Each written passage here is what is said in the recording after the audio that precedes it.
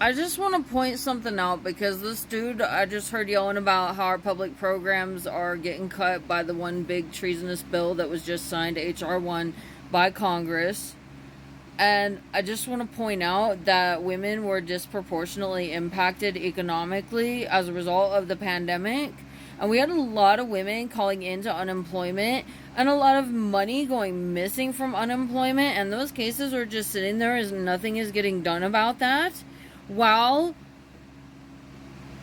they're trying to take SNAP from the women, okay? Women got economically damaged and then they were not able to get unemployment as a result of what Mike Johnson was doing to the Department of Labor by purposefully not providing adequate funding to the department between 2020 and 2024.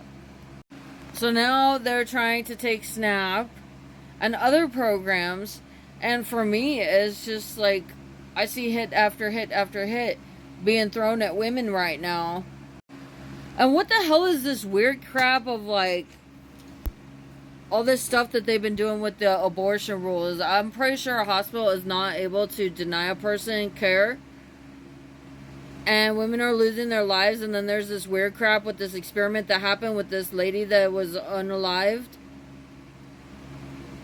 So I want to point that out, that there are some very strange things that are being done to women by this administration that are like, I would consider to be cruel and unusual punishment and torture. They've been doing these things openly and publicly, and like somehow they think they're acting like they're proud of it. Okay, we live in a modern world. It's 2025. All right, we should have more dignity as human beings than this. And now this administration is attempting to remove birthright citizenship, and the courts are corrupted. They're just, the situation is out of control, and we got people that are scared and trying to figure out what they're going to do, and they're impacting all sorts of different chunks of society. And I do feel it is creating a situation of instability.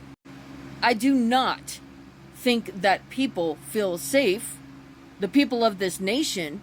And from my own perspective, for me, what I'm witnessing, it looks to me like the American people are under attack. Like, what I'm witnessing looks to me like what I would expect a foreign adversary to do, to be frank. Other than that, we as people, generally speaking, need the financial means to survival. We need to be able to shower. You want us to start showing up to work smelling like armpit and shit?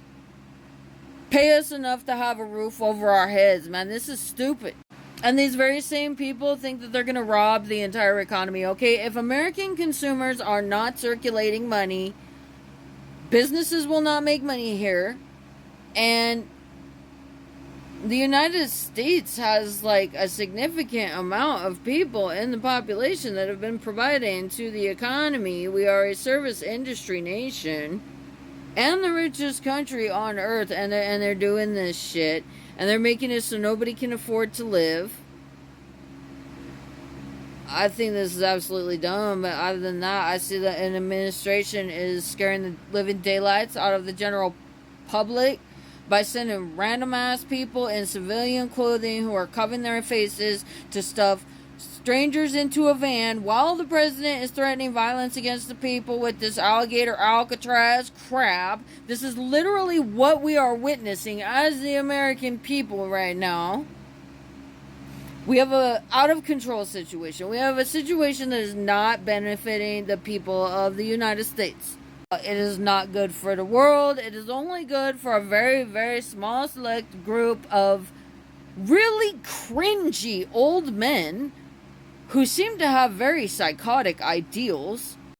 I think that anybody who is supporting this crap is out of touch with reality and a piece of shit.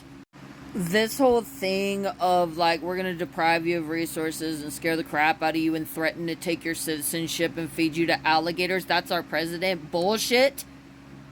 No, the American people deserve better. There is a population of roughly about 340 million people here, and I do not believe that we should just like sit back and allow this crazy, creepy ass, old fucking crusty, nasty ass Oompa Loompa looking motherfucker that paints himself orange to do all of this shit to all of these people for no good fucking reason.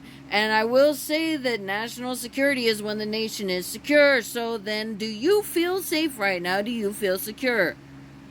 Nobody can afford to live.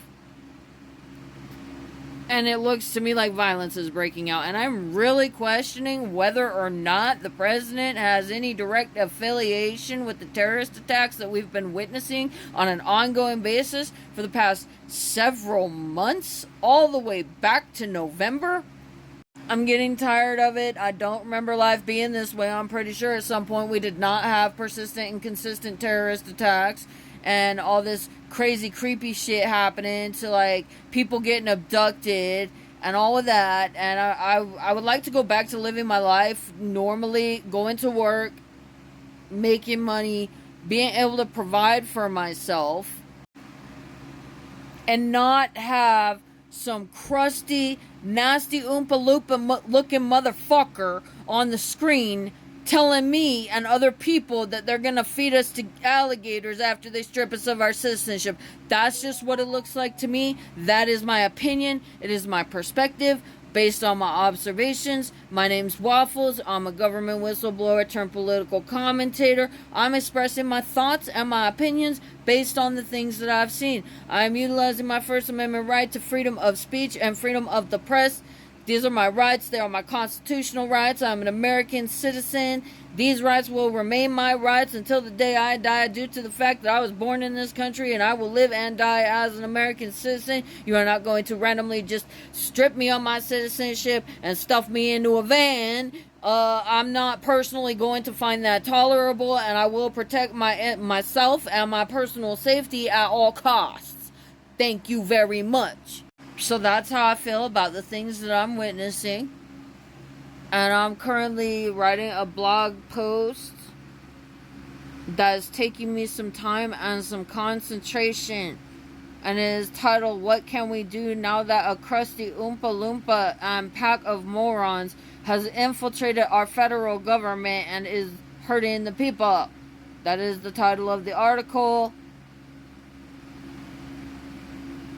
And I'm working on that right now. So I'm really having to think real hard with my brain cell. And, yeah, I've got actionable items, and I would prefer to be thorough and make sure that anything that I have in my brain unit is on here to the best of my ability. So I'm taking my sweet ass time. There are things we can do.